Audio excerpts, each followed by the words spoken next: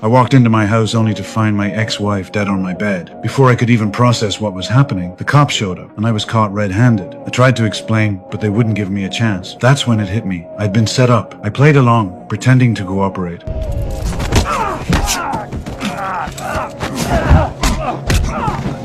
And just as I managed to defuse the immediate situation, I heard other officers outside. I climbed out the window and made it to the first floor as sirens started wailing. I knew this neighborhood like the back of my hand, so I kept hopping over fences, then bolted straight into a house, made my way up to the second floor with ease, and climbed through the window, down to the underground garage. I deliberately tossed the gun aside and slipped into the underground tunnels, through a hidden compartment under a car. By the time the officers arrived, I'd vanished into thin air. Meanwhile, Detective Dozler, who was in charge of the case, arrived at the crime scene. He didn't find any suspicious leads except for a donut I'd left behind. The kicker? It was still warm. He then headed to the garage where I'd disappeared and noticed fingerprints on a truck. He had a hunch, and sure enough, when he opened it, there was the hidden compartment leading to the tunnels. I made my way to my secret base from my days as an agent and pulled out parts from various corners, assembling them into a handgun. Then I went to the morgue and pulled out my wife's body. Looking at her cold form, I fell into deep thought, unable to shake the heavy feeling in my chest. I pulled out one of her hairs and slid her back in. Next, I headed to the garage, planning to copy the GPS data from my wife's sports car. Just then,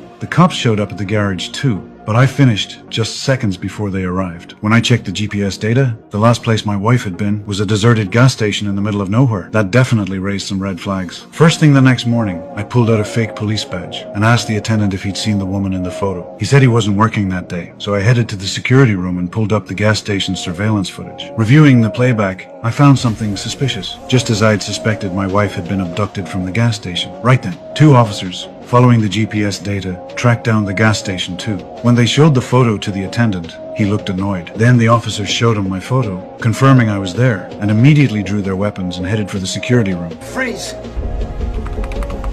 Mr. Mills? Freeze! Step out, buddy! Step out!